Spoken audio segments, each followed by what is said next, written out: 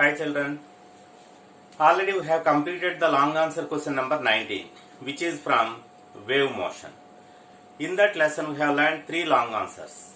First one is formation of stationary wave in a stretched string and verify the laws of transverse waves. And the next question is formation of stationary wave in organ pipes. First one is open pipe. If the pipe opens at both ends, which is known as open pipe. If one end is closed, the other is open, then it is called as closed pipe. So we have learned the long answer question number 19. Now let us go to the long answer question number 20, which is from current electricity. In this lesson, we have to learn three long answer questions. The first one is Kirchhoff's laws and Wheatstone bridge. We have to derive the balancing condition of Wheatstone bridge. So first, let us start from Kirchhoff's law and Wheatstone bridge. Okay. Long answer question number 19, which is from current electricity. The question is Kirchhoff's laws and Wheatstone bridge. What is Kirchhoff's law? Already we are well known about Ohm's law. What is Ohm's law? V is equals to I R. Or V is equals to R into I. That is known as Ohm's law. When Ohm's law is unable to calculate the resistance or potential drop across the circuit in complicated circuits, so that Kirchhoff introduced two laws which are known as Kirchhoff's current law or Kirchhoff's first law. The second one is Kirchhoff's voltage law or Kirchhoff's second law. Let us go through the Kirchhoff's laws. Kirchhoff's first law states that the algebraic sum of currents at any junction is equals to 0. That means there will be no accumulation of charge. That means charge doesn't stay at any junction. Let us go through the question. What is the statement of Kirchhoff's first law? The algebraic sum of currents at any junction is equals to 0. That is sigma I equals to 0. Let us consider a junction O. Here the incoming currents I1 and I2, I3 are the incoming currents, I4, I5 and I6 are the outgoing currents. At the junction there will be no accumulation of charge. That means no charge stays over here. So due to the Kirchhoff's law, sigma I is equals to 0. That means at this junction the algebraic sum of currents equals to 0. That means the sum of incoming currents which is equals to sum of outgoing currents. Let us see. Sum of incoming currents equals to sum of outgoing currents. That is incoming currents I1 plus I2 plus I3 are the incoming currents and I4, I5 and I6 are the outgoing currents. Both are equal. Let us write it as I1 plus I2 plus I3 minus I4 minus I5 and minus I6, which equals to 0. This means the algebraic sum of currents at any junction is equals to 0. This is the Kirchhoff's first law. Okay. Next, Kirchhoff's voltage law or Kirchhoff's second law. This law states that the algebraic sum of potential differences equals to 0. It is applicable only for closed circuits only. Kirchhoff's second law or Kirchhoff's voltage law is applied only for closed circuits. Next, this law is based on law of conservation of energy. Already you have learned it in your first year work energy power lesson. So the total energy of the system remains constant. There you have learned it. This law is also based on law of conservation of energy. Let us go through the second law. The algebraic sum of potential differences equals to 0. This is Kirchhoff's voltage law, or equals to algebraic sum of potential differences equals to 0. This law is applicable only for closed circuits, and this law is based on the law of conservation of energy. Let us go through the equation. The algebraic sum of potential differences. Potential difference is denoted by capital V. The algebraic sum of potential difference equals to 0. By Ohm's law, V is equals to IR. Therefore, sigma V is equals to sigma IR. Already we have given that the algebraic sum equals to 0. So that sigma V is equals to sigma IR, which is equals to 0. This is the Kirchhoff's second law. Let us go through the derivation from the circuit. Let us go through the circuit. Let us consider a closed circuit which starts at the positive end and completes at the negative end. This is called as closed circuit. If a switch function exists there, if it is open, then it is known as open circuit. If a circuit starts from positive terminal and passes through the elements and reaches back to the negative terminal, then it is known as closed circuit. For the closed circuits only, Kirchhoff's voltage law is applied. Let us go through the circuit. Let V be the potential difference across the circuit. Let I be the current passing through the circuit. The same current passes through the resistor R1 and R2 and R3, reaches the negative terminal minus. Let us calculate the potential difference across the circuit. By Ohm's law, V is equals to IR. From the first resistor, potential difference between the first resistor and second resistor and the third resistor. Let potential difference caused by the EMF of the cell E. Therefore, EMF E is equals to potential difference across the first resistor I, R1, and same current passes through the three resistors, and through the second resistor I, R2, and through the third resistor I, R3.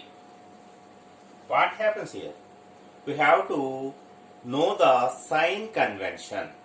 When you calculate the potential differences in the direction of current, the potential difference V is equals to negative. When you calculate the potential difference opposite to the current, then potential difference V is equals to positive. Then EMF along the direction of current, EMF E is equals to positive. EMF opposite to the direction of current is equals to negative. This is the sign convention. Once again, I am repeating. While calculating the circuit along the direction of current, then potential difference V is equals to IR is equals to negative. Then EMF is positive. In second case, when you calculate opposite to the direction of current, then potential difference V is equals to IR. Neck bend, please. Okay. When you calculate opposite to the direction of current, potential difference V is equals to IR is equals to positive, then EMF will be negative. Let us calculate. We are calculating along the direction of current. Current passes through the resistor I1, I current passes through the resistor R1. The direction of current and why we are calculating the direction is also same. So it is negative, E minus IR. Again, the same current passes through the second resistor, minus IR, along the direction of current. Again, for the third resistor, IR, which is equals to 0. EMF is opposite, so that EMF is positive. So E minus IR1 minus IR2 minus IR3 equals to 0. From this equation, E is equals to IR1 plus IR2 plus IR3. From this equation, I will be taken as common and R1 plus R2 plus R3. which is equals to EMF E. We are calculating the current only. So I is equals to the total resistance will be gone to the denominator. R1 plus R2 plus R3. This is the total current passing through the circuit. Okay, once again I am explaining. By Kirchhoff's second law, let us consider a circuit, closed circuit. While calculating the potential difference along the direction of current, then potential difference will be negative, EMF will be positive. While calculating the potential difference opposite to the direction of current, then potential difference will be positive and EMF will be negative. Now we are calculating along the direction of current, so that EMF E is positive, potential difference across the first resistor, potential difference across the second resistor and third resistor. All are negative, equals to 0. This equation can be written as E is equals to IR1 plus IR2 plus IR3. Here I is taken as the common, and we are calculating the current I is equals to E by R1 plus R2 plus R3. Now let us go through Wheatstone bridge circuit. Wheatstone bridge is a circuit which is used to determine the unknown resistance. It is a circuit for identical or non-identical resistors P, Q, R and S are placed on a quadrilateral. One of the diagonal is connected by the galvanometer. Another diagonal which is connected to the battery. A quadrilateral is taken and 4 resistors are placed on the arms of the quadrilateral. One diagonal is connected by the galvanometer and the second is connected by the battery of EMF E and potential difference V. Let the resistors P, Q, R and S. Let us calculate the resistance and current through the circuit by using Kirchhoff's laws. By Kirchhoff's first law,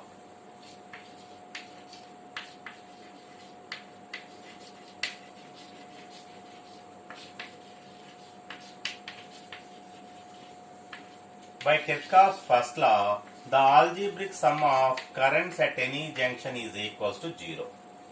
Let us consider here 4 junctions are there. The first junction A, second junction B, third junction C and fourth junction D. Let us calculate through the junctions. Let I be the current, I be the incoming current to the junction A. So I is at the junction A. I is the inward current and it is splitting up into 2 currents, I1 and I2. At this junction, sum of incoming currents is I, outgoing currents is I1 plus I2. I is equals to I1 plus I2.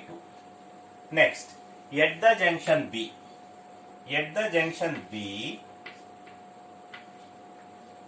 sum of incoming current, this is only I1.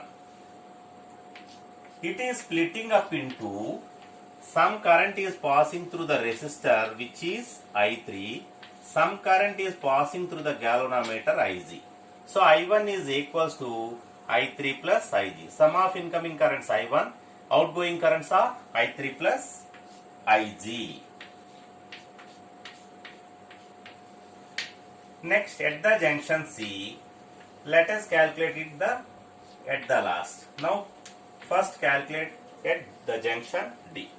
The sum of incoming currents I2 and Ig are coming through to the junction D. Outgoing current will be I4. So, sum of outgoing current I4 which is equals to sum of incoming currents I2 and Ig. Now coming to the junction C, this is the incoming current I3 and from this side incoming current I4. Outgoing current is I. So at the junction C, sum of incoming currents I is equals to I3 plus I4. Okay. Once again I am explaining. Here 4 junctions are there. A, B, C and D. 4 junctions. Here sum of incoming currents at the junction A, incoming current is I. It is splitting up into 2 currents, I1 and I2. By Kirchhoff's first law, I is equals to I1 plus I2. Next, at this junction B, the sum of incoming current is I1. It is splitting up into I3 and IZ.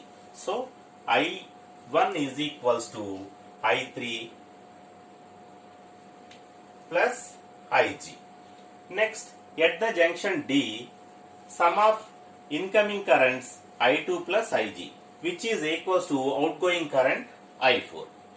At the junction C, incoming current is I3 and again I4.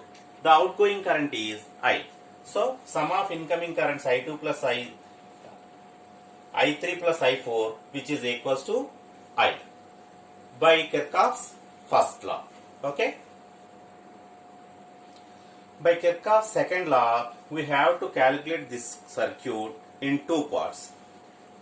This left hand side triangle is the first loop and the right hand side triangle is the second loop. Kirchhoff's second law is applicable only for closed circuit. So that I am considering the left part as the first loop. What is the first loop? Loop A, B, D and A. This is the left hand side triangle, that is the first loop A, B, D, A. Now I am calculating from A to B and then B to D and then D to A. The direction of current is from A to B. So along the direction of current, potential difference is negative. So what is the resistor? Here the resistor is P. So the current I1 which is passing through the resistor IP, P, which is along the direction of current. So the potential difference is negative. Next, from B to D, this is also along the direction of current. Current IG, which is passing through the galvanometer IG. Next, from D to A, current is opposite to the direction of calculation. So, plus I2 R. Okay, which is equals to 0. This is equation 1. Next, let us consider the second loop. From the loop, right hand side loop, B, C, D, B. B, C, D, B. Let us calculate from B to C and then C to D and D to B. From B to C, the direction of current and the direction of calculation is same. So, it is negative potential difference I3 into the resistor Q. Next, from C to D, the current is in opposite direction. So, that is positive I4 resistor S. And D to B, again the current is in opposite direction, plus current IG passing through the galvanometer equals to 0. Now let us have to balance the Wheatstone bridge. For this purpose, the resistor S is placed by a variable resistance, which is denoted by this symbol. By varying the resistance, the bridge is said to be balanced. When the current through the galvanometer IG becomes 0. If IG becomes 0, then the current passing through the P, which is equals to current passing through the resistor Q. So, by Kirchhoff's first law, I1 is equals to I3 and I2 is equals to I4. So let us substitute the values.